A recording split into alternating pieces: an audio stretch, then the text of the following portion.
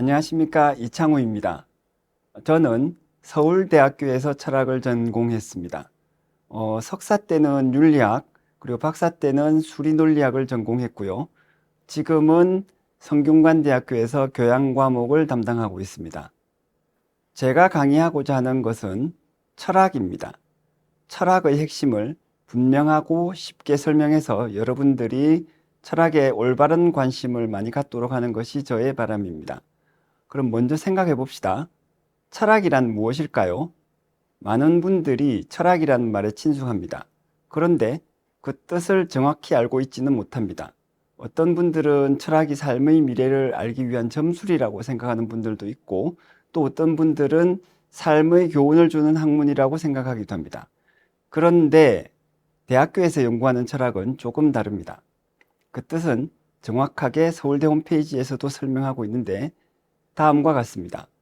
철학은 우리가 당연하고 자명한 것으로 믿고 있는 전제들을 비판적으로 검토함으로써 우리의 삶에 대한 근본적 반성을 추구하는 학문.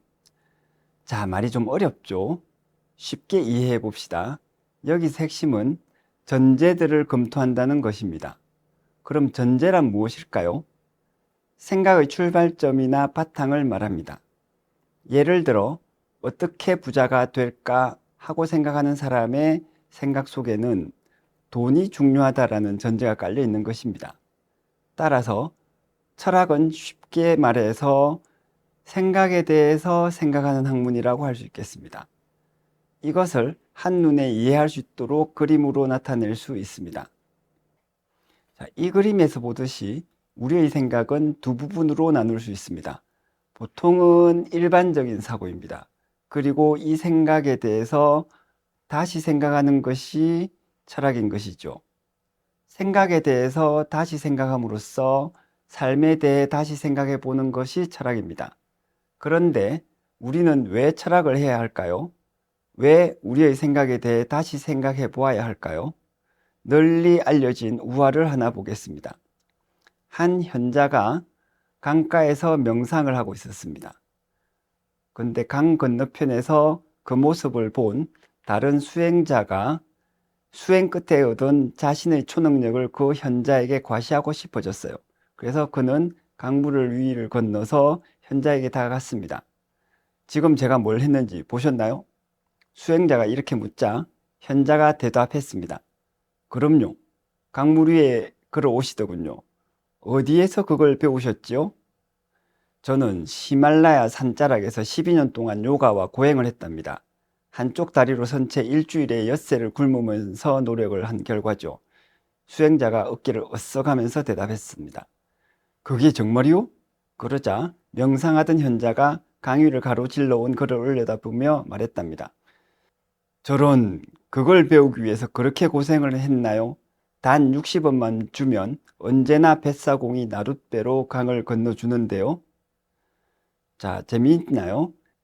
자, 이 우화에서 수행자가 많은 시간과 노력을 투자해서 얻은 능력은 어떤 면에서 60원의 가치일 수 있다는 이야기를 하고 있습니다. 그런데 이런 우화는 현실의 한 측면을 보여주기도 합니다. 어떤 사람은 권력을 얻기 위해서 삶을 바치고 또 어떤 사람은 부자가 되기 위해서 모든 것을 희생합니다. 그런데 그것이 어쩌면 고행으로 초능력을 얻으려는 수행자의 노력과 같을 수도 있습니다. 물론 다른 관점도 가능합니다. 하지만 확실한 것은 우리에게 너무나도 소중한 우리의 삶을 잘 살기 위해서 깊이 생각해 보아야 한다는 것입니다. 그 방법이 철학입니다. 철학에서는 우리 생각의 가장 중요한 부분에 대해서 생각합니다. 그 중 하나가 정체성입니다. 정체성, 어려운 말이죠. 하지만 생각보다 쉽습니다. 나란 누구인가? 그것이 무엇인가? 와 같은 질문이 정체성에 대한 생각입니다. 그 중에서 나란 누구인가? 와 같은 질문은 철학의 가장 근본적일 것입니다. 이 때문에 철학자들은 너 자신을 알라고 말하기도 하지요.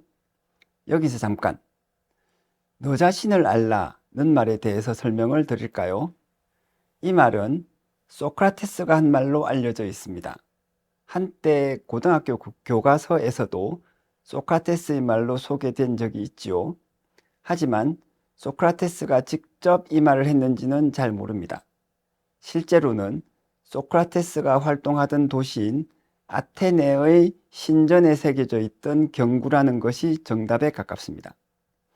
그렇다면 정체성을 고민한 철학은 어떻게 나타날까요? 첫째, 그것은 우리 자신의 생각을 잘 아는 것으로 나타납니다. 나 자신은 누구일까요? 어떤 사람일까요? 이에 대한 답을 하기 위해서는 나 자신의 생각에 대해서 잘 알아야 합니다.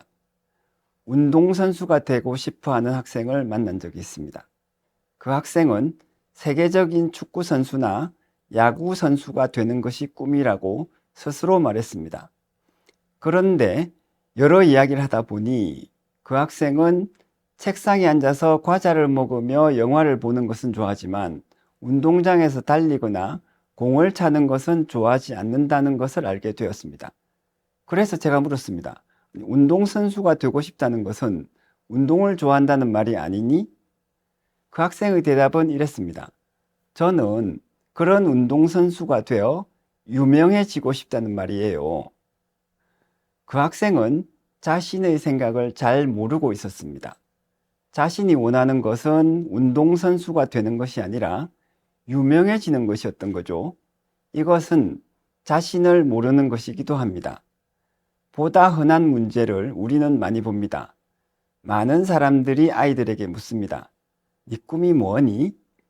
아이들이 가장 많이 말하는 대답은 대통령도 배우도 아닙니다.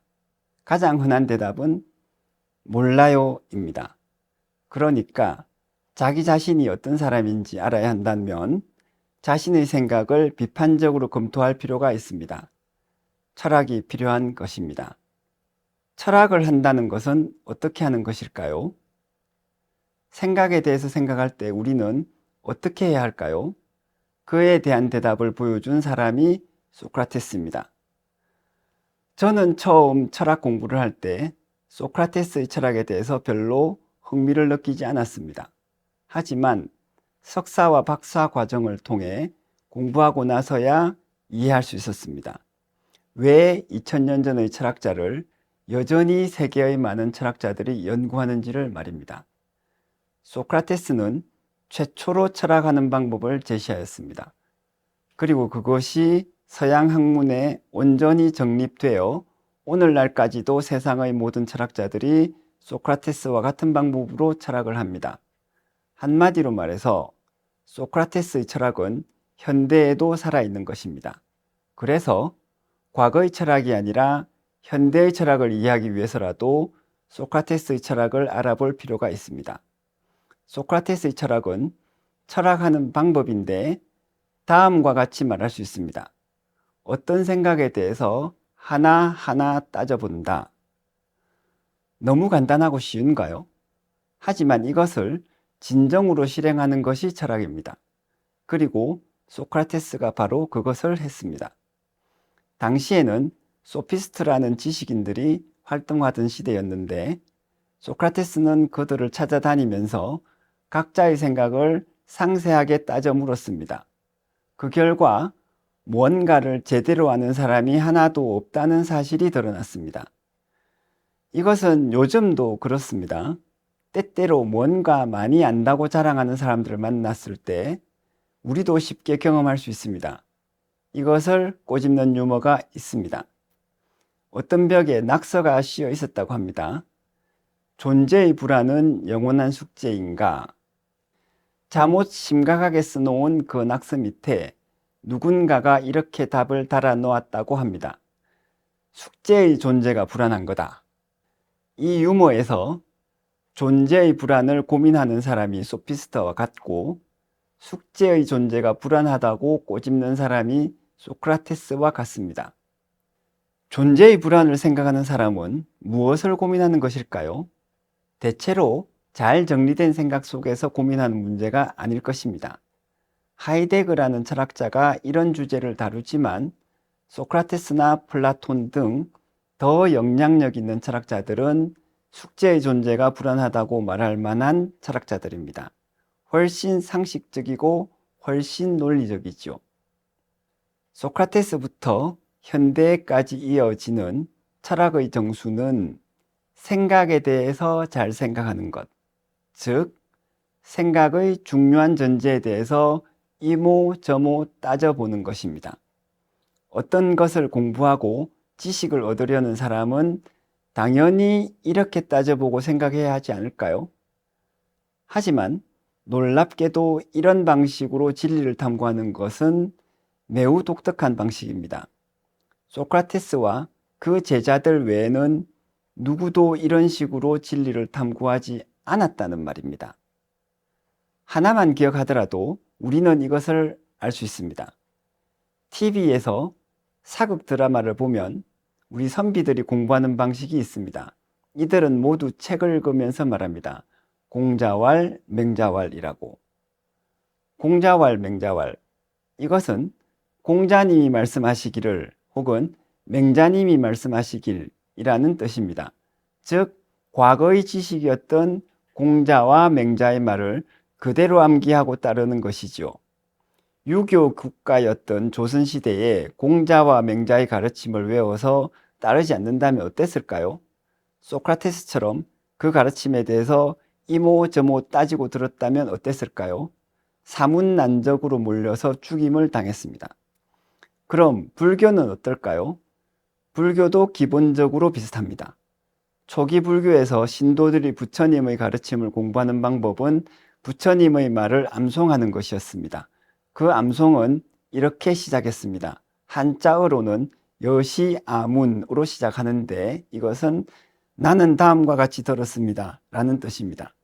기본적으로 공자왈, 맹자왈과 같은 것이죠. 물론 서양에서도 기독교의 공부 방법도 동일합니다. 성경의 말씀을 외우고 해석하는 것입니다. 이렇게 동서양을 살펴볼 때 대체로 많은 사람들이 진리를 탐구하고 학문하는 방법은 과거의 지혜를 암기하고 해석하는 것이었습니다. 특히 종교적인 교육 방식이 그러합니다. 소크라테스처럼 이모저모 따져서 비판하는 것이 아니었지요. 만약 소크라테스가 아니었다면 지금도 우리는 과거의 제한된 지식만을 외우고 해석하고 있을지도 모를 일입니다. 새로운 지식과 학문의 발전은 어려웠을 것입니다. 소크라테스가 찾아낸 철학의 방법을 따라서 많은 학자들이 진리 탐구를 시작했습니다. 그 중에서도 후대에까지 이름을 남긴 가장 걸출한 제자 2명이 플라톤과 아리스토텔레스입니다. 이 두 철학자의 사상에 대해서 보통의 사람들이 관심을 갖는 것은 좀 어렵습니다. 왜냐하면 그 사상의 규모가 방대해서 평생을 연구해도 상세히 알기 어려울 정도이기 때문입니다. 전 세계에서 수많은 철학자들이 여전히 이들의 철학을 연구하고 있습니다. 그만큼 플라톤과 아리스토텔레스 철학은 서양 철학에서 현재까지도 매우 중요합니다. 화이트헤드라는 현대 철학자는 서양 철학 전체가 플라톤 철학을 해설하는 것에 불과하다고 말한 적이 있습니다. 물론 다소 과장된 측면도 있지만 여기서도 플라톤 철학의 영향력을 느낄 수 있습니다. 그런데 이들의 철학은 간단히 설명하기 어렵습니다. 그 내용이 이야기거나 교훈이면 간단히 요약할 수 있겠지만 생각을 이모저모 상세히 따져보는 것이기 때문입니다. 이것은 마치 형형색색의 아름다움을 흑백 사진으로 간단히 보여줄 수 없는 것과 같습니다. 하지만 몇 가지 중요한 이야기들은 할 수 있고 또 철학의 일부분을 설명할 수 있습니다. 먼저 플라톤과 아리스토텔레스 철학을 통해서 발전한 서양 철학의 내용은 질문과 대답이 분명해졌다는 것입니다. 서양 철학의 핵심적인 질문들이 정립되었고 그에 대한 가장 설득력 있는 대답들도 제시되었습니다. 여기서 질문과 대답의 중요성에 대해서 강조할 필요가 있습니다. 질문과 대답은 우리 생각을 구성하는 기본단위라고 할 수 있습니다. 이것은 마치 물질을 이루는 원자와 같은데 우리의 생각이 물질이라면 그 원자는 질문과 대답인 것입니다. 질문과 대답의 중요성은 다른 학문에서도 발견할 수 있습니다. 예를 들어 볼까요? 힐베르트란 유명한 수학자가 있었습니다. 이 사람이 어떤 학문적인 질문을 했냐 하면 원칙적으로 수학의 모든 문제를 순서대로 해결할 수 있는 일반적인 기계적 절차가 있는가? 라고 물었습니다. 매우 어려운 말로 들리나요? 말을 쉽게 바꾸어 말하면 기계가 모든 수학 문제를 풀 수 있는가? 라는 물음이 됩니다. 여기에 대해서 튜링은 수학적인 방법 대신에 아주 흥미로운 직관을 동원했습니다. 그리고는 모든 수학 문제를 해결할 수 있는 기계의 개념을 제시하였습니다. 이것을 우리는 튜링 기계라고 부릅니다. 역시 이것도 쉽게 다시 말해보면 이러이러한 기계가 있다면 모든 수학 문제를 풀 수 있다라고 대답할 한 셈입니다. 이 예는 현대 문명의 이기인 컴퓨터의 탄생을 보여준다고 할 수 있습니다. 튜링 기계가 이론적으로 연구되자 그것을 실제로 구현한 것이 컴퓨터니까요. 여기서 우리는 잘 제시된 질문과 그 질문에 대한 창의적인 대답이 새로운 문명을 만들어낸다는 것을 알 수 있습니다. 생각에 대해서 생각하는 철학에서는 질문과 대답이 더욱 중요합니다. 철학자들은 어떤 질문이 정확한가, 질문과 대답 관계가 일치하는가, 또 다른 대답은 어떤 것이 가능한가 등을 연구합니다.